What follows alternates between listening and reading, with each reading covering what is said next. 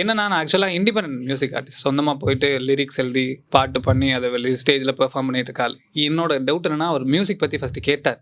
என்னோடது அதுதான் வாழ்த்துக்கள் இருக்கும். என்னன்னா, எப்படி வந்துட்டு வைசாக் வந்து இதில் போடலாம் அப்படின்றது நீங்கள் கொண்டு வந்தீங்க. ஏன்னா எவ்வளோ எஸ்டாப்ளிஷ்டு மியூசிக் டைரக்டர் இருக்காங்க ஃபுல்லாக. உங்களுக்கு ஒரு மார்க்கெட் வேல்யூ வேணும் அப்படின்னு நீங்கள் நினச்சிருந்தீங்கன்னா, நல்லா இருக்கிற ஒரு மியூசிக் டைரக்டர் எடுத்து வந்துக்கலாம். ஏன்னா கண்டிப்பாக உங்கள் படம் அது ஒரு ப்ரொமோஷன் ஒரு லெவலுக்கு கொண்டு போகும். எப்படி வைசாக் வந்து ஒரு இண்டிபெண்டன்ட் ஆர்டிஸ்ட் இதில் கரெக்டாக இருப்பாங்க, நம்ம போட்டால் வந்துட்டு இது கரெக்டாக வரும்னு நீங்கள் யோசிச்சது எப்படி? ஏன்னா இது எனக்கு ரொம்ப உதவும், எங்களுக்கு உதவும். அதனால் எனக்கு என்னென்னா, ஃபஸ்ட்டு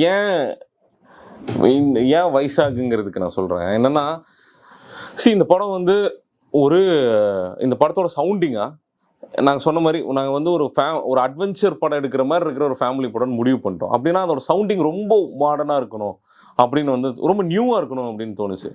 வைசாக் கிட்ட எனக்கு ரொம்ப பிடிச்சது என்னென்னா, அவரோட சாங்ஸில் ரொம்ப அருமையாக சைலன்ஸை யூஸ் பண்ணியிருப்பார். ரொம்ப நல்ல டியூன் இருக்கும். இப்போ காக்கா கதைக்கிற அது மெலடி க்ரூவியாக இருக்கும், பட் ரொம்ப அழகாக சைலன்ஸை வந்து கையாளுவார். இதுக்கு வந்து ஒரு வெஸ்டர்ன் படத்தோட பேக்ரவுண்ட் ஸ்கோர் மாதிரி இருக்கணும் அப்படின்னு நான் யோசிச்சிருந்தேன். அண்ட் அவர் எனக்கு இந்த படம் பண்ணும்போது தான் எனக்கு அவர் தெரியும். நான் அதுக்கு முன்னாடி ஒரு பாட்டு கேட்டிருக்கேன். அந்த ஒரு கட் ஃபீலிங்கில் போனது தான், ஓகே இவர் பண்ணால் கரெக்டாக இருக்கும் அப்படின்னு. இன்னொன்று நாங்கள் டெக்னீஷியன்ஸாக எல்லாருமே எடிட்டர் வந்து நக்கலைச்சிலிருந்து வந்து எடிட்டர் தான். சினிமோட்டோகிராஃபர் வந்து சுஜித் வந்து நக்கலைச்சில் பண்ணுற சினிமோட்டோகிராஃபர் தான். மியூசிக் டைரக்டர் புதுசு தான். நாங்கள் அந்த இடத்துல என்னன்னு தெரியல, நாங்கள் அப்படி யோசிக்கலை. பெரிய எஸ்டாப்ளிஷ்டான ஆளுங்கிட்ட மட்டும்தான் போகணும் அப்படின்னு நாங்கள் யோசிக்கல. எனக்கு வந்து அந்த நியூனஸ் தேவைப்பட்டுச்சு, அதுதான் நான் நினைக்கிறேன். ஆனால் இதை கிரேசியஸாக ஒத்துக்கிட்ட ப்ரொடியூசர்ஸ்க்கும் ஹீரோக்கெல்லாம் தான் நன்றி சொல்லலாம். இவ்வளோ புது டெக்னீஷியன் வராங்க. நாங்கள் டேரக்டர் வர்றது ஓகே, எல்லாரும் புது டெக்னீஷியன்ஸையும் எங்களுக்கு அது ரொம்ப ரொம்ப சந்தோஷம். நக்கலைட்ஸில் இருந்து ஒரு யூடியூப் சேனல்ல இருந்து டெக்னீஷியன்ஸோடு வந்து நம்மளால் ஒன்று பண்ண முடிஞ்சிருக்குதுங்கிறது தான் ட்ரீமாக இருந்துச்சு. நான் மட்டும் டேரக்டராக இருந்தால் கூட எனக்கு இப்படி இருந்திருக்காது. இவங்க எல்லாரும் வந்தது வந்து ரொம்ப சந்தோஷம். ஸோ என்னோட கொஸ்டின் என்னன்னா, நேரேஷன் பற்றி. ஏன்னா நீங்கள் எடுத்துருக்க ஜானர் வந்துட்டு ஹியூமர். ஸோ இருக்கலே ரொம்ப கஷ்டமான விஷயம் என்னென்னா, ஒரு ஜோக்கை போய் எக்ஸ்பிளைன் பண்ணுறது தான். நீங்கள் நிறையா பேர்கிட்ட வந்துட்டு இந்த இதை பிச் பண்ணியிருப்பீங்க. ஸோ நீங்கள் சொன்னீங்க அசோக் செல்வன் சட்டை ஃபஸ்ட்டு போணுச்சு, அப்புறம் மணிகண்டன் போணுச்சு. அது மூலமாக ப்ரொடியூசர் பிடிச்சி உங்களுக்கு வந்ததுனால கொஞ்சம் ஈஸியாக இருந்துச்சா? இல்லை ஏன்னா நீங்கள் நிறைய நரேஷன்ஸ் போயிருப்பீங்க, சில பேர் சென்சிபிளாக இருந்திருப்பாங்க, இல்லாமல் இருந்திருப்பாங்க. உங்களுக்கு எப்படி இருந்துச்சு நரேஷன் பண்ணும்போது? எப்படி ஹியூமரை நேரேட் பண்ணீங்க? ஏன்னா நாங்கள் ஒரு ஃப்ரெண்ட்ஸாக நாங்கள் வந்துட்டு ஒரு ஜோக்கை எக்ஸ்பிளைன் பண்ணிடுவோம், அந்த இடத்துல இன்சைட் ஜோக் மாதிரி ஆயிரும். இப்போ என்னோட ஜோக் வந்துட்டு எங்கள் பசங்க இருந்தாங்கன்னா அவங்களுக்கு புரியும், அவங்க சிரிப்பானுங்க. அதே போயிட்டு நான் வேற யார்ட்டையா சொல்லும்போது சிரிக்க மாட்டாங்க, அதுவே ஒரு மாதிரி கஷ்டமாக இருக்கும். ஸோ அதனால் நீங்கள் எப்படி நேரேட் பண்ணீங்க ஹியூமரை?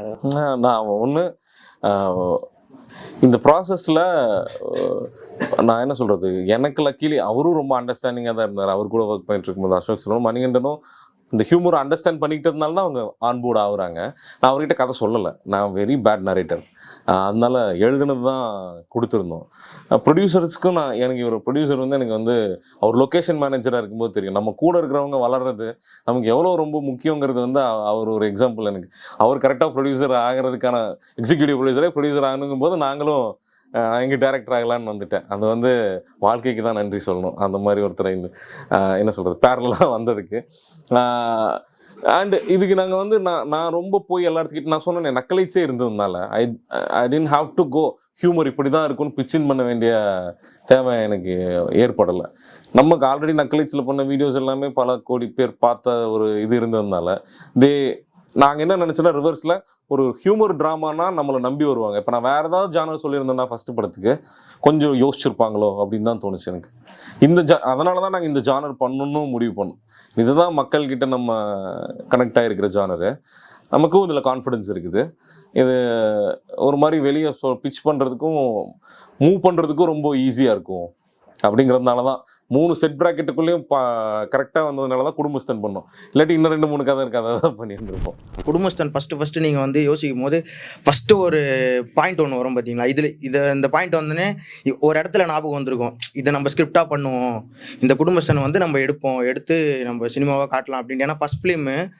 ஸோ இதுலேருந்து தான் எப்படி குடும்பஸ்தன் உருவாச்சு, ஒரு பாயிண்ட் ஒன் லைன் மாதிரி ஒன்று இருக்கும். அதை நான் உட்காந்து யோசிக்கலாம் இல்லை, பெரும்பான்மையான ஸ்கிரிப்ட் நாங்கள் பேசும்போது தான் வந்திருக்கு. இது வந்து நான் பிரசன்னா வீட்டில் தான் தங்கியிருந்தேன். இப்போ நானும் வேலை இல்லாத ஒரு தருணம், இப்போ இருக்கிற ஸ்டேஜஸ் மாதிரி நக்கலைட்ஸ் ஆரம்பித்து எக்கனாமிக்கல் ரெவன்யூ எதுவும் வராமல் இருக்கிற தருணம். அந்த சமயத்தில் ஒரு பயங்கரமான எனக்கு என்ன சொல்கிறது, ஒரு ஃபிலாசபிக்கலான கொஷின் ஆகிப்போச்சு மொத்தமாக இந்த படத்தில் இருக்கிற கொஷின் மாதிரி. அதையே நான் ஒரு இன்சிடெண்ட்டை நான் சொல்லி பிரசன்னா கிட்ட பேச போக அவரோட இன்சிடெண்ட் சொன்னார். நாங்கள் அந்த பிரச்சனையை தான் பேசிகிட்டு இருந்தோம். இதே டிஸ்கஸ் பண்ண வேண்டிய பிரச்சனை இருக்குது. இந்த பிரச்சனையை நம்ம அதான் நான் சொன்னேன், கடைசி அரை மணி நேரம் தான் நாங்கள் பண்ணணும்னு வந்த படங்கிற மாதிரி அதை டிஸ்கஸ் பண்ணணுன்னு தான் போனோம். எல்லா உறவுகளும் படத்தில் சொல்லியிருக்கிற மாதிரி எல்லா உறவுகளுக்குள்ளேயும் பணம் இருக்குது, ஆனால் எல்லா உறவுகளும் வெறும் பண உறவு மட்டும் இல்லை அப்படிங்கிறது தான் நாங்கள் டிஸ்கஸ் பண்ண அந்த கொஷனில் தேடி போய் கிடைச்ச ஆன்சர் தான் இந்த படம். ஒரு படம் எப்பவுமே ஒன்று சொல்லுவாங்க, ஒரு ஸ்க்ரீன் பிளே எழுதுகிற நமக்கே, அதில் ஒர்க் பண்ணுற நமக்கே ஒரு புரிதலை உண்டாக்கணும், ஒரு மாற்றத்தை உண்டாக்கணும், கேரக்டருக்கு ஆர்க் ஆகிற மாதிரி. அப்போ தான் அது ஆடியன்ஸுக்கும் ஆர்க் ஆகும்னு சொல்லுவாங்க. நானே ஒரு பாயிண்ட்ல நான் கிட்டத்தட்ட என்ன சொல்றது, அந்த ஆர்க் எனக்கு நடந்துச்சு. அதுதான் நான் சொல்ல முடியும். அதனால தான் மேபி இன்னும் ரெசனேட் ஆயிருக்கும்னு நான் நினைக்கிறேன். இப்போ நம்ம லவ் மூவி, காமெடி மூவி இருக்குது. இதில் ஷார்ட் கம்போசிங்னும் கலர் பேலட் ரொம்ப இம்பார்ட்டன்ட்டு. அதில் பார்த்தீங்கன்னா லவ் மூவியில் ஷார்ட் கம்போசிங் அதை நல்லாவே சூப்பராக பண்ணியிருக்காங்க நம்ம படங்கள்லாம் பார்த்தீங்கன்னா. ஆனால் காமெடிக்கு இம்பார்ட்டன்ட் கொடுக்குறதில்ல. இப்போ எக்ஸாம்பிள் பார்த்தீங்கன்னா அமிலியா படம், மிக்மேக்ஸ்லாம் பார்த்தீங்கன்னா காமெடி தான், ஆனால் ஷார்ட் கம்போசிங்னுமே நம்ம பார்க்கும்போது எங்கேஜ் பண்ணுற மாதிரி வச்சுருப்பாங்க. அது இந்த படத்தில் எனக்கு ஒரு ஷார்ட் ரொம்ப நல்லா இருந்துச்சு. ஸோ அதை பற்றி நீங்கள் டிஸ்கஸ் பண்ணால் நல்லா இருக்குமே தோணுச்சு. எதுனா அந்த கோழி சண்டையில் கோழியை பிடிச்சிட்டு ஓடுவாங்கல்ல, கடைசி நேரத்தில் ஓடும்போது ஒரு ஷார்ட் இப்படி ட்ராவலில் இருக்கும். அந்த ஷார்ட் பார்க்கும்போது எனக்கு அப்படியே அந்த அமிலியா, மிக்மேக்ஸ் அதெல்லாம் ஞாபகம் வந்தது. ஸோ அதை பற்றி நீங்கள் சொன்னீங்கன்னா கொஞ்சம் யூஸ்ஃபுல்லாக இருக்கும். அங்கே என்னன்னா, இந்த படம் அதான் வி சேகர் மீட்ஸ் எட்கர் ரைட்டுங்கிறதா பிச்சைங்கிறதுனால நாங்கள் ஷார்ட் கம்போசிஷனில் கிட்டத்தட்ட என்ன சொல்கிறது, ஒரு எட்கர் ரைட் மாதிரி பண்ணோம், இல்லை ஒரு செர்ஜியோலியனை மாதிரி இமிட்டேட் பண்ணணும்னு தான் பண்ணிகிட்டு இருந்தோம். அந்த வகையில் அப்படி ஒரு டிஃபைன் பண்ணிக்கிட்டதுனால ரொம்ப ஈஸியாக இருந்துச்சு. இந்த படம் ஒரு ஃபேமிலி படம் அப்படின்னு அதுக்கு யூஸ்வலாக தமிழில் இருக்கிற ஃபேமிலி படத்துக்குன்னு ஒரு ஷார்ட் கம்போசிஷன்லேயும் அதோட ஆர்ட் டிரெக்ஷன்லேயும் அதோட சீனோட ரிதத்துலேயும் ஒரு ஒரு ஒரு ஒரு ஒரு எழுதப்படாத ஒரு விதி இருக்கும். அந்த விதி அந்த விதியே இருக்காது. இதுக்குள்ள நிறையா உடைச்சிருப்போம், நிறையா கொஞ்சம் வேக்கியான ஷாட்ஸ் இருக்கும். அதுக்கு அந்த டிஃபைன் பண்ணிக்கிட்டது தான் காரணம்னு நான் நினைக்கிறேன். அண்ட் நீங்கள் சொன்ன அந்த ஷாட் எடுத்தது அந்த ஐடியாவிலிருந்து வந்தது மாஸ்டர் எடுத்தாருன்னு நினைக்கிறேன். ஸ்டண்ட் மாஸ்டர் எடுத்த ஷாட் அது. ஃபர்ஸ்ட் ஆஃப் ஆல் என்டையர் டீமுக்குமே ஒரு கங்க்ராச்சுலேஷன்ஸ். அப்புறம் ட்ரைலர் கட் ரொம்ப அட்ராக்டிவாக இருந்துச்சு. ஏன்னா ஒரு சமையலையும் ஒரு குடும்பஸ்தனோட விஷயத்தையும் தாளிக்கலாம், உப்பு இன்னும் ஜாஸ்தியாக போட்டுக்கலாம். ஸோ இது ரொம்ப அட்ராக்டிவாக இருந்துச்சு. நான் என்னோட ஃபேமிலி குரூப்லலாம் ஷேர் பண்ணி விட்டேன். என்னோட கொஷின்ஸ் என்ன அப்படின்னா, இப்போ நீங்கள் யூடியூப்பில் படம் பண்ணிட்டு இருந்தீங்க. ஸோ இப்போ நீங்கள் மெயின் ஸ்க்ரீனுக்கு வரீங்க, ஒரு ப்ரொடக்ஷன் கம்பெனிக்கு பண்ணுறீங்க, ஒரு டெம்ப்ளேட்குள்ளே தான் இங்கே ரன் ஆகிட்டு இருக்கும்போது, ஸோ ஒரு டிபேட் டைரக்டராக நீங்கள் என்ன ஸ்ட்ரகிள்ஸ் ஃபேஸ் பண்ணீங்க, ஸ்கிரிப்ட்லேயும் சரி, இல்லை ஆர்டிஸ்ட் ஹையரிங்லேயும் சரி, இல்லை நியூ டெக்னீஷியன்ஸ் எல்லாருமே. ஸோ என்ன சாக்ரிஃபைஸ் பண்ணீங்க, இல்லை எதுக்காகலாம் ஃபைட் பண்ணீங்க, எனக்கு இவங்க தான் வேணும். ஸோ இந்த மாதிரியான விஷயங்கள் நீங்கள் டிபேட் டைரக்டராக கண்டிப்பாக எல்லாருமே இது கண்டிப்பாக ஃபீல் பண்ணுவாங்க. ஸோ இதை நீங்கள் கொஞ்சம் ஷேர் பண்ணிங்கன்னா எங்களுக்கு நெக்ஸ்ட் ஒரு ப்ரொடியூசர் பார்க்கும்போது ரொம்ப யூஸ்ஃபுல்லாக இருக்கும். Thank you sir. ஃபஸ்ட்டு ரொம்ப நன்றி. என்னன்னா என்ன ஸ்ட்ரகிள்ஸ் ஃபேஸ் பண்ணோம் அங்கேக்கு இங்கேக்குன்னா, எனக்கு அப்படி ஸ்ட்ரகிள்ஸாக எதுவும் இல்லை. அங்கே என்ன யூடியூப்பில் என்ன ஸ்ட்ரகிள்ஸோ கிட்டத்தட்ட அதே ஸ்ட்ரகிள்ஸ், கிரியேட்டிவ் ஸ்ட்ரகிள்ஸ் தான் இங்கேயும் இருக்கே தவிர, எனக்கு அமைஞ்ச ப்ரொடியூசர்ஸ் எனக்கு அமைஞ்ச ஆக்ட்ரஸ் அப்படி எனக்கு எந்த ட்ரபுளையும் கொடுக்கல. இன்ஃபேக்ட் எல்லாருமே நம்ம பார்க்க வேண்டியதெல்லாம் என்னென்னா, திடீர்னு டேட் ஏதாவது கிளாஷ் ஆயிடுச்சுன்னா என்ன பண்ணுறது, அந்த பயம். திடீர்னு தினமும் கால் உடஞ்சிருச்சு, திடீர்னு ஆக்டரை மாற்றணும், அப்போ ஷெட்யூலை மாற்றணும். அது எல்லா சினிமாலையும் இருக்கிற, அது நீங்கள் யூடியூப் பண்ணிங்கனாலும் அதே பிரச்சனை இருக்க தான் செய்யுமே தவிர, பெரிய சீனாக இருக்கும்போது க்ரௌடு கண்ட்ரோல் பண்ணுறதுக்கு கொஞ்சம் எக்ஸ்ட்ரா எஃபர்ட் தான். நம்ம யூடியூப்பில் பண்ணும்போது அப்படியெல்லாம் பண்ண மாட்டோம், இவ்வளோ பெரிய க்ரௌடு மேனேஜ் பண்ண மாட்டோம். க்ரௌடு மேனேஜ் பண்ணும்போது இருந்ததெல்லாம் தான் ஸ்ட்ரகிளே தவிர, இது ஸ்ட்ரகிள்னு கூட சொல்லக்கூடாது. இதுதான் ப்ராக்டிக்கலாக நாங்கள் ஃபேஸ் பண்ண டிஃபிகல்ட்டி. அதை தாண்டி எனக்கு தெரியல, என் மைண்டுக்கு அது ஸ்ட்ரகிளாக மண்டையில் ஏறலையா, இல்லை உண்மையிலுமே ஸ்ட்ரகிள் பண்ணலையான்னு எனக்கு தெரியலையே. அதுதான். இப்போது அந்த கேரக்டரை பொறுத்த வரைக்கும் ஏன் நோவே சொல்லலை? லைக் அவர்கிட்ட எது கேட்டாலும் அம்மா கிட்ட ஒரு உரிமை இருக்கலாம், அப்பா கிட்டேயும் ஒரு உரிமை இருக்குது. சண்டை போடுற உரிமை இருக்கிறவங்க ஏன் நோ சொல்லலை? என்னால் இது முடியலன்னு ஏன் சொல்லவே இல்லை? இந்த ஒரு விஷயம் கேட்கும் போதும், இப்போது அவர்கிட்ட வேலை இல்லை, பட் பணம் கேட்குறாங்க, பட் முடியல அப்படின்னு சொல்றதுக்குள்ள ஏன் சரி அப்படின்னு சொல்றாரு. இப்போ கோழி வாங்கிட்டு வர முடியலன்னா கோழி கடை இல்லை க்ரௌட் இருக்கு, ஏதாவது ஒரு விஷயம் சொல்லியிருக்கலாம். ஏன் எதுக்குமே முடியலன்னு சொல்ல? ஏன்னா பிகாஸ் நம்ம எல்லா விஷயத்துலையுமே வந்து ஓகேன்னு சொல்ல மாட்டோம். வீட்டில் எது கேட்டாலும் லைக் இல்லை முடியல அப்புறம் பண்ணுறேன் லைக் ஏதோ ஒன்று சொல்லுவோம்.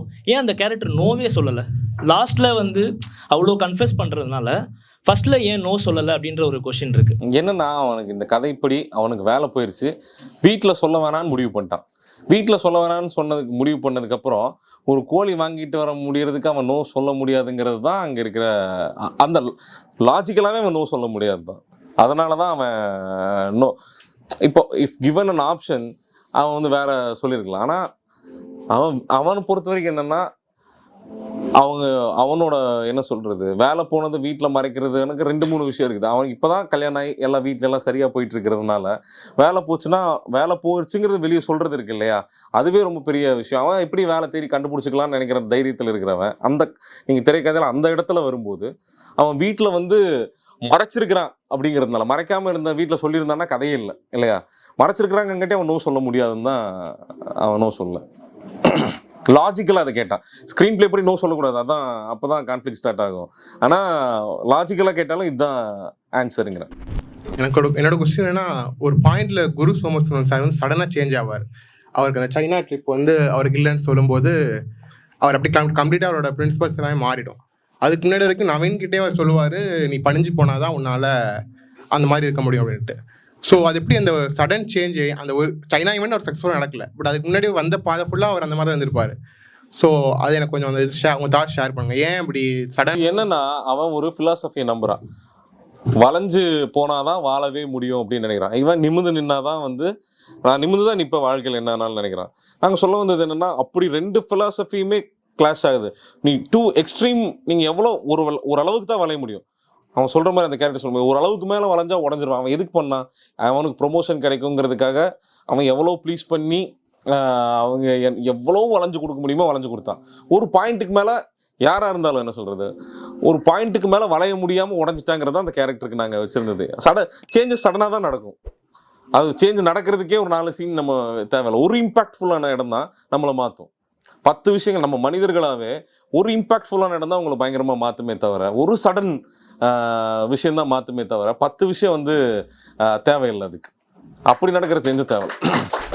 தமிழ் சினிமாவில் உங்களுக்குன்ட்டு மட்டும் இல்லை இந்த கேள்வி, எல்லா டைரக்டருக்குமே வந்து அதுக்கு பின்னாடி அவங்க வாய்ப்பு உருவாக்கிக்கிறதுக்கான ஒரு பேக்ரவுண்டில் ஒரு அரசியல் இருக்காது. நீங்கள் நம்புறீங்களா? இல்லை அவங்க அத்தனை வருஷமாக இருக்கிறதுனால இத்தனை வருஷமாக கூட ஒருத்தர் இருக்கான், அந்த நம்பிக்கையின் பேரில் வந்து ஒரு ப்ரொடியூசர் வந்து அவங்களுக்கு சப்போர்ட் பண்ணுறாங்கன்னு நினைக்கிறீங்களா? இதை நீங்கள் எப்படி பார்க்குறீங்க? அந்த ஒரே ஒரு கொஸ்டின் மட்டும்.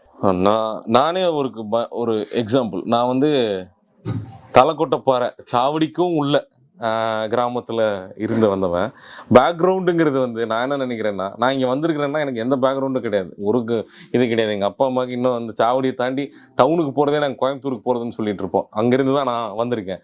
பேக்ரவுண்டு வந்து உங்களுக்கான மனிதர்களை பேக்ரவுண்டாக நீங்கள் தான் உருவாக்கிக்கணும். பேக்ரவுண்ட் சப்போர்ட்டை நக்கலைச்சுக்கு பேக்ரவுண்ட் சப்போர்ட் இருந்துச்சு, நக்கலைச்சு தான் பேக்ரவுண்ட் சப்போர்ட்.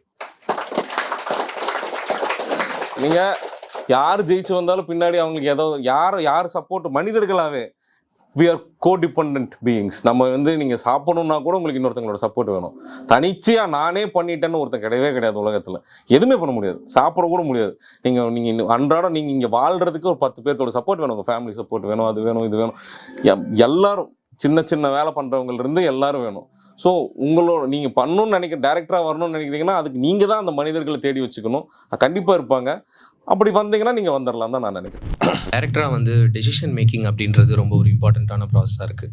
இப்போ நீங்கள் ஷூட் முடிச்ச வாட்டி போஸ்ட் ப்ரொடக்ஷனில் உட்காரும் போது ஒரு டிபார்ட்மெண்ட் வைஸாக, ஒரு மியூசிக் வைஸாவோ இல்லை சவுண்ட் வைஸாவோ இல்லை எடிட்லேயோ நமக்கு இது சரியில்லையோ அப்படின்ற ஒரு டவுட் வரும்போது அந்த டிபார்ட்மெண்ட்டை சேர்ந்தவங்க வந்து இல்லை ப்ரோ இது கரெக்டாக இருக்கும், இதை விட இது பெட்டராக இருக்குன்ற மாதிரி நிறைய டிஸ்கஷன்ஸ் வந்திருக்கலாம். அப்படி வரும்போது சம்டைம்ஸ் நாம் ரொம்ப நாளாக ஸ்டோரியை மைண்டில் போட்டு ப்ராசஸ் பண்ணி இல்லை இது இந்த மீட்டர் தான் கரெக்டாக இருக்குன்னு ஒன்று நம்புகிறோம். ஆனால் அந்த டெக்னீஷியன்ஸ் அவங்க இடத்துல இருந்து பார்க்கும்போது அவங்க இதை விட இதுதான் பெட்டர் அப்படின்னு சொல்லி ஒன்று சொல்லும் போது நீங்கள் அந்த மாதிரி ஏதாவது ஓகே நம்ம அவங்க இன்ஸ்டிங்க்டை ட்ரஸ்ட் பண்ணி போகலாம் அப்படின்ற மாதிரி போயிருக்கீங்களா? இல்லை வந்து இல்லை எனக்கு நான் இதுதான் பிரதர் மைண்டில் வச்சுருக்கேன் இதுவே போகலாம் அப்படின்னு போயிருக்கீங்களா? அதோட ரிசல்ட் என்ன மாதிரி ஆயிருக்கு அப்படின்னு? நல்ல கொஷின். என்னன்னா இதை நான் ரைட்டிங்லேருந்தே வர்றேன். Film is not one good idea, it is many good ideas அப்படின்னு வந்து சொல்லுவாங்க. ஓகேவா? சில ஐடியாஸில் இப்போ ஒரு டைரக்டர் தான் ஃபைனல்ஸே. ஓகேவா? அது டெசிஷன் எடுக்கிறதா நம்ம வேலையே. என்னென்னா எல்லா இடத்துக்கு நல்ல நல்ல ரைட்டர் கூட ஒர்க் பண்ணது, நல்ல நல்ல ஐடியாஸை நீங்கள் என்ன எவ்வளோ புத்திசாலியாக இருக்கிறீங்கன்னா அவங்ககிட்டருந்து எவ்வளோ நல்லதை எடுத்துக்கிறீங்கிறது தான். எனக்கு நான் ரைட்டிங்லேருந்தே எடுத்துக்குவேன். எனக்கு சில விஷயத்தில் ரொம்ப கன்விக்ஷன் இருந்துச்சுன்னு வைங்களேன், நான் வந்து அதை வந்து கண்டிப்பாக அப்படி தான் வேணும் அப்படின்னு நான் வந்து அடம் பிடிப்பேன். ஆனால் என்ன உண்மைனா யாருக்குமே எல்லா விஷயத்துலையும் 100 விஷயத்துலேயும் 100% கன்விக்ஷன்லாம் இருக்காது. எனக்கு கண்டிப்பாக இருக்காது. ரைட்டர் ஒரு இடத்துல இது கண்டிப்பாக கன்விக்ஷனாக இருக்குன்னு சொன்னாங்கன்னா எனக்கு அந்த இடத்துல டவுட்ஃபுல்லாக இருக்குன்னு வைங்களேன், நான் அவங்க சொல்கிறது விட்டுருவேன். இதுதான் ஆக்டர்ஸ் கூடயும் இதுதான் எல்லாத்துக்கும். சில இடத்துல நமக்கு ரொம்ப கன்விக்ஷன் இருக்கும். ரொம்ப ரொம்ப ரேரான இடத்துல தான் 2 பேரும் ரொம்ப கன்விக்ஷனாக இருக்கிற இடத்துக்கு நீங்கள் வருவீங்க. அப்போ டைரக்டரோட கன்விக்ஷனில் போகணும். அதுதான் வந்து இதோட நான் என்னென்னா, நான் உண்மையாலுமே நான் ஒர்க் பண்ண எல்லாத்து மேலே எனக்கு பெரிய மரியாதை இருக்குது. ரைட்டர் கூட, ஆக்டர் கூட, டெக்னீஷியன்ஸ் கூட. அவங்க இந்த படத்தை கெடுக்கிறதுக்காக எதுவும் சொல்ல போகிறது இல்லை நான் நினைக்கிறேன். அவங்களோட பர்சனல் அஜெண்டாக்காக எதுவும் சொல்ல போகிறது இல்லை. ஸோ என்ன யார் சஜஷன் சொல்லி என்ன நல்லா வந்தாலும் கடைசியில் எல்லா பேரும் நமக்கு தான் வரப்போகுது, அப்புறம் எடுத்துக்க வேண்டியது தானே அப்படிங்கிறது தான் என் ஃபிலாசபி. ஃபஸ்ட்டு அந்த நோ சொல்லக்கூடாது நீங்கள் ப்ரோ சொன்னார்ல, அதுக்கு நான் ரீசன் என்னவான்னு நினைக்கிறேன்னா, அவன் ஏன் நோ சொல்லக்கூடாதுன்னு நினைக்கிறேன்னா, சப்போஸ் அவன் வந்து என்னால் முடியலன்னு சொல்லிட்டானா உடனே அவங்க அம்மா வந்து அவங்க அக்கா கிட்ட சொல்லுவாங்க. அவங்க அக்கா ஹஸ்பண்ட் சொன்ன உடனே அவனுக்கு அந்த சொந்தக்காரங்க 4 பேர் சிரிப்பாங்கன்னு சொல்றது வந்து அந்த சிரிப்பு வந்து உண்மை. என்ன அந்த நோ சொல்ல முடியாத இடத்துல நம்மளே பல தடவை இருந்திருக்கோம். நம்ம வீட்டில் ஒன்று கேட்பாங்க, நம்மளால நோ சொல்ல முடியாது. நான் அவர்கிட்ட சொன்ன எக்ஸ்பிளனேஷன் வந்து திரைக்கதைக்குள்ள இருக்க லாஜிக்கில் ஏன் சொல்லுங்கிறது. பட் இயல்பாக யாருமே நோ சொல்ல மாட்டாங்க அவ்வளோ சீக்கிரம் அப்படிங்கிறது தான் இன்னைக்கு எங்கள் வீட்டில் வந்து கறி எடுத்தான்னு சொல்கிறாங்கன்னு வைங்களேன், வீட்டில் நான் நோ சொல்ல முடியுமா? ஏன்னா எவ்வளோ சொல்ல முடியும்? வாய்ப்புகள் கம்மி. ஐமேக்ஸில் வந்து அந்த சண்டை நடந்துட்டு இருக்கும்போது அந்த மூடிய மொழிகிட்டான்ற அப்படியே அந்த காமெடிக்கு போயிடும். பட் அது என்ன சொல்ல வரீங்க சார்? அது முன்னாடி ஒரு இடத்துல வந்து அவன் வந்து உடஞ்சி இந்த வேலையே வேணாம், இவங்ககிட்ட தன்மானத்தை எழுந்து நம்ம வேலை செய்யக்கூடாதுன்னு சொல்கிறான். கடைசியாக திரும்ப அவங்ககிட்டே தான் போய் அதே ஜாப்பை பண்ணுறான். அது மாதிரி தான் பண்ணணுமா அப்படின்ற? இல்லை, படம் வந்து அவன் தன்மானத்தோட திரும்ப வேலைக்கு போயிட்டானாங்கிறத பற்றினது இல்லை. அவனுக்கு ஒரு எல்லாமே சுச்சுவேஷனில் இருக்காங்க. அவன் என்ன சொல்கிறான், கடைசியில் எல்லாத்தையும் அக்யூஸ் பண்ணுறான் நவீன், நீங்கள் எல்லாருமே பணத்துக்காக தான் பார்க்குறீங்க அப்படின்னு. பட் அவங்கவுங்க காரில் போகும்போது அந்த பொண்ணுலேருந்து எல்லாரும் சொல்கிறது என்னன்னா, எல்லாருமே அவங்க வாழ்க்கையிலேருந்து எப்படி ஏலினேட் ஆகி வேற முகமூடி போட்டு வாழ்ந்துட்டு இருக்காங்கிறது தான். நாட் ஓன்லி நவீன் மட்டும் ஏலினேட் ஆகி ஆகலை, எல்லாரும் ஒரு வகையில் எப்படி ஏலினேட் ஆகிருக்காங்க அப்படிங்கிறது தான். அதான் அவன் அண்டர்ஸ்டாண்ட் பண்ணிக்கிறாங்கிறது தான் கிளைமேக்ஸ். ஸோ ஒரு வகையில் நாங்கள் படத்தின் மூலிமா என்ன சொல்ல வர்றதுன்னா, நீங்கள் அந்த ஏலினேஷன்லேருந்து எவ்வளோ கம்மி பண்ணி உண்மையாக இருக்க முடியுமோ அதுவும் பண்ணணும். உங்களை சுற்றி இருக்கிற நெருக்கமான உறவுகளையாவது அண்டர்ஸ்டாண்ட் பண்ணி நீங்கள் வந்து அந்த ப்ராசஸுக்கு ஹெல்ப் பண்ணணும். எல்லாத்துக்கும் அவங்கவுங்க ஷூஸில் இருந்து பார்க்கும்போது அவங்கவுங்க ஒரு இடத்துல ஏலினேட் ஆயிருக்காங்கிறதா நாங்கள் இதில் டிஸ்கஸ் பண்ண வந்த கதை. அந்த கதையில் அதுக்கப்புறம் அவங்க ஜாயின் பண்ணோன்னா தான், அந்த எக்ஸ்ட்ரீமுக்கு போனால் தான் அவனுக்கு அந்த கொஷின் வரும் இல்லையா. திரும்ப நாங்கள் முடிச்சிருக்கிறது அந்த இடத்துல முடிச்சிருக்கோம். திரும்ப ஒரு ஃப்ளெக்ஸ் கம்பெனி ஆரம்பிப்பாங்கிறதா போஸ்ட் கிளைமேக்ஸில் இருக்கிறது. நாங்கள் அதுதான் அந்த பொண்ணு வந்து திரும்ப கலெக்டராக வேலை இருக்கும். அதெல்லாம் நான் டீட்டெயில் பண்ணணும்னு நினைக்கல. நாங்கள் பேசணும்னு நினச்சது வந்து ஏலினேஷன். அவன் சொல்கிறேன் கடைசி விஷயம் இருக்கு இல்லையா, எல்லாத்தையும் ஜெயிச்சு காமிக்கணும்னு நினச்சா எல்லாருமே ஆல்ரெடி தோற்று போன மனிதர்களாக இருக்காங்க. நான் உண்மையாக ஒரு அப்பாவாக இருக்கணும்னு முயற்சியாவது பண்ணுவேங்கிறத அந்த பொண்ணுக்கு ப்ராமிஸ் பண்ணுறதா நாங்கள் சொல்லணும்னு நினச்சது. நீங்கள் ஃபர்ஸ்ட் ஷோ பார்க்கும்போது தேட்டர் ஆடியன்ஸ் கூட பார்க்கும்போது நீங்கள் எப்படி நான் ஃபீல் பண்ணீங்க? இந்த படம் ஹிட் ஆகுமா ஆகாதா? ஸோ இது ஆடியன்ஸ் ஏற்றுப்பாங்களா மாட்டாங்களா? நீங்கள் எப்படின்னா நீங்கள் இது பண்ணீங்க? ஆனால் எனக்கு என்னென்னா, உண்மையாக சொல்லணும்னா எல்லாத்துக்குமே ஃபஸ்ட்டு படம் இது பண்ணும்போது கண்டிப்பாக பயமாக திகிலாக தான் இருக்கும், உட்காந்து பார்க்குறதுக்கு பயமாக தான் இருக்கும். ஆனால் எனக்கு ரொம்ப நாங்கள் இந்த ப்ராக்டிஸ் இதெல்லாம் இருந்திருந்தாலும் ரொம்ப பெரிய நம்பிக்கை இருந்துச்சு. கண்டிப்பாக இது வந்து ஓகே. நான் விஷன் போர்டெல்லாம் வச்சுருந்தேன் வீட்டில், பாருங்கள் இந்த படம் ஹிட்டு தாங்கிற மாதிரி முன்னாடி டிக்ளேர் பண்ணிட்டு தான் வேலையை ஆரம்பிச்சிருந்த மாதிரி பண்ணியிருந்தோம். நாங்கள் இது பல தடவை நக்கலிக்ஸ் ஒர்க் பண்ணும்போதும் பண்ணியிருக்கோம். இந்த சீரீஸ் பண்ணணும், இது நல்ல வியூஸ் போகணும்னு நினச்சிட்டு பண்ணுவோம். அது நாங்கள் நினச்சதை விட ஓவர்வெல்மிங் சப்போர்ட் கொடுப்பாங்க. ரொம்ப அந்த எனர்ஜி வச்சுக்கிட்டு அடுத்ததுக்கு போவோம். அதுவும் அந்த மாதிரி நடக்கும். அது அங்கே நடந்திருக்கு. பட் சினிமாவில் நடந்தது தான் வந்து ரொம்ப அதோட மேக்னிடியூட் வந்து பயங்கர சர்ரியல் ஆயிடுச்சு. எனக்கு வந்து பயங்கரம் அது எமோஷ்னலான ஒரு இடமா ஆயிடுச்சு. நம்ம எல்லாம் நினச்சி எல்லாரும் வெற்றி பண்ணணும்னு தான் நினச்சிட்டு வேலை செய்கிறோம், எல்லாரும் கை தட்டணும்னு நினச்சிட்டு தான் பண்ணுறோம். பட் அது அங்கே டிரான்ஸ்லேட் ஆகும்போது அதுவும் அது நம்ம எவ்வளோ பேர்த்தோட உழைப்பு வந்து அங்கே டிரான்ஸ்லேட் ஆகி பார்க்கும்போது வந்து எனக்கு என்ன சொல்கிறது, ஒரு மாதிரி சைலன்ஸ் ஆயிடுச்சுன்னு சொல்லலாம். எல்லாம் ரொம்ப ரொம்ப அமைதியாயிடுச்சு மனசு. நெக்ஸ்ட் இப்போ நெக்காலிட்டிஸ் கூட தான் நீங்கள் பண்ணியிருக்கீங்க இந்த படம்.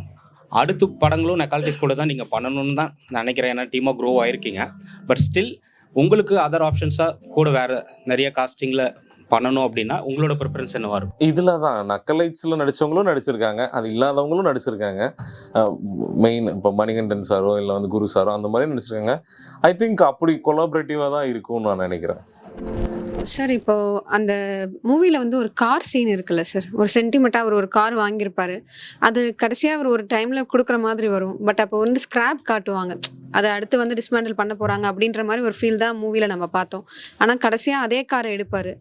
அதுக்கு ஏதாவது அந்த சீன் வைக்கிறதுக்கு உண்டான ரீசன் இருக்கா? ஏன்னா லாஸ்ட்டாக அந்த காரும் ஒரு ப்ளே பண்ணுது கிளைமேக்ஸில், அதனால கேட்குறேன். ஆமாம், என்னென்னா நாங்கள் வந்து கார் மூலியமாக ரெப்ரசன்ட் பண்ணணும்னு நினச்சது, நவீனோட கிளாஸும் ராஜேந்திரனோட கிளாஸும் வேற. ஒரு மிடில் கிளாஸில் ஒரு கார் வாங்கி வச்சுருக்கான், பட் அவனோட காரு சொந்த கார் தான், பட் எப்படி அவனால் என்ன அஃபோர்ட் பண்ண முடியுது, அதையாவது எப்படி அவன் வாங்கி வச்சுக்கிறான் இன்றைக்கி அப்படிங்கிறது தான் நாங்கள் அதை ரெப்ரசென்ட் பண்ணுறதுக்காக தான் அப்படி ஒரு காரை வச்சுருந்தோம். அந்த காரை அடமானம் வச்சுட்டு போனது நாங்கள் ஏன் ஸ்கிராப் யார்டுனா, எப்பவுமே வட்டிக்கு விடுறவங்கன்னா ஒரு டெம்ப்ளேட்டான ஒரு இடத்துல எங்கேயாவது வச்சுருப்பாங்க, வெள்ளை வேட்டி வெள்ளை சட்டை கட்டிட்டு ஒரு ரூமில். நாங்கள் இந்த யாரோ கேட்டாங்களே ஏன் லொக்கேஷன் இப்படி போனீங்க, நாங்கள் வந்து வட்டி கூறவங்க நீங்கள் பார்த்தீங்கன்னா அப்படிலாம் இருக்க மாட்டாங்க. நாங்கள் ஒருத்தர் மில்ல இருப்பார், ஒருத்தர் தோப்பு வச்சிருப்பாரு, ஒருத்தர் மளிகை கடை வச்சிருப்பாரு, ஒருத்தர் ஸ்கிராப் யார்டு வச்சிருப்பாரு. அப்படி இருக்கணும். இன்ட்ரெஸ்டிங்கான என்ன சொல்கிறது, ஒரு எல்லாருமே விடுவாங்க. அதில் இன்ட்ரெஸ்டிங்கான நாங்கள் கோயம்புத்தூரை இப்படியெல்லாம் எங்கெல்லாம் காமிக்க முடியுமோ அங்கெல்லாம் நாங்கள் அதை காமிக்கணும், ஒரு ஃபீலாக ட்ரான்ஸ்லேட் ஆகிறதுக்குங்கிறதுக்காக தான் ஸ்கிராப் யார்டில் வச்சோம். ஸ்கிராப் நாங்கள் அப்படி கன்வே பண்ணல, ஸ்கிராப் பண்ண போகிறாங்கங்கிறது இல்லை. சொல்லி இன்னொரு சீன் இருக்கும் இடையில, அதை கட் பண்ணிட்டோம். அந்த காரை வச்சுட்டு அவங்க ஓட்டிகிட்டு வந்துட்டு இருப்பார், அந்த புல்லட் மணி கேரக்டர் வந்து ஓட்டிகிட்டு வந்துட்டு இருப்பாங்க. அவன் காரை வச்சுட்டு அது அந்த சீனை கட் பண்ணிட்டங்காட்டி மேபி உங்களுக்கு ஸ்கிராப்புக்கு போணுச்சுங்கிற மாதிரி உங்களுக்கு தோணி இருக்கலாமா இருக்கும். அவனே வச்சுட்டு ஆனால் முன்னாடியே சொல்லியிருப்போம் டைலாக்ல, ஒரு வருஷம் கழிச்சு கூட திருப்பிக்குவேனே அப்படின்னு தான் சொல்லிட்டு போவான். காரை அடமானம் வச்சுட்டு போகிறதா ஐடியாவே தவிர ஸ்கிராப் பண்ணுற ஐடியாவில் நாங்கள் அதை பண்ணல. அந்த இன்டர்வெலுக்கு முன்னாடி அந்த 10 மினிட்ஸ் அது ஒரு காமெடியாக இருந்துச்சு. அதுக்கப்புறமா அந்த காமெடியான சீரீஸ் அது எப்படி நீங்கள் ஸ்கிரிப்ட் எழுதும் போது எப்படி நீங்கள் அதை ஃபீல் பண்ணி எழுதுறீங்கன்னா அது எப்படி எழுதுறீங்கன்னு சொல்கிறீங்களா? அந்த காமெடி சீன்ஸ், அது காமெடி சீன்ஸ், ஆனால் அந்த சின்சியர் அந்த சீரியஸ் சீன்ஸ் அந்த மாதிரிலாம். ஆமாம்மா, ரொம்ப நிறையா சண்டை போட்டுக்கிட்டு நிறைய ஆர்கியூ பண்ணி எழுதணும். அதுக்கப்புறமா மணிகண்டன் அண்ணாவோட அந்த எப்படி சொல்கிறது, அது அவங்க அக்காவோட ஹஸ்பண்ட், அவங்க வந்து அந்த அந்த எப்படி அவங்க அஷேம் பண்ணும்போது அது எப்படி எழுதுனீங்க? அவங்க என்ன பண்ணும்போது இது சொல்லி காட்டாங்க உங்களுக்கு வேலை இல்லை அப்படின்னு அந்த அது எப்படி? நிறைய பேர் நேரடியாகவே பாதிக்கப்பட்டதுனால அப்படி எழுது. யாரோ ஒருத்தங்க கேட்டாங்க பேக்ரவுண்ட் எப்படி உருவாக்கிக்கிறதுன்னு. இப்படிதான் பேக்ரவுண்ட் உருவாக்கிக்கணும். இங்கே வந்து தான் உங்களுக்கான நண்பர்களை நீங்கள் கேட்கணும். இங்கே தான் வந்து உங்களுக்கான ரைட்டர்ஸ் இருப்பாங்க, உங்களுக்கான சினிமோட்டோகிராஃபர்ஸ் இருப்பாங்க, எடிட்டர்ஸ் இருப்பாங்க. இதை விட்டுறாதீங்க, தொடர்ச்சியாக பண்ணுங்க. அண்ட் நீங்கள் எல்லாரும் கொடுத்துருக்கிற லவ்க்கும் அஃபெக்ஷனுக்கும் என்ன சொல்கிறது, நான் நன்றியை தவிர சொல்கிறதுக்கு எதுவும் இல்லை. On behalf of whole team நான் வந்து சொல்லிக்கிறேன். வெறும் எல்லாத்தையும் ரெப்ரசன்ட் பண்ணி தான் நான் இங்கே இருக்கேன். எல்லாத்தோட ரெப்ரசன்டேஷனாகவும் நான் உங்கள் எல்லாத்துக்கும் ரொம்ப பெரிய நன்றி சொல்லிக்கிறேன். Thank you so much.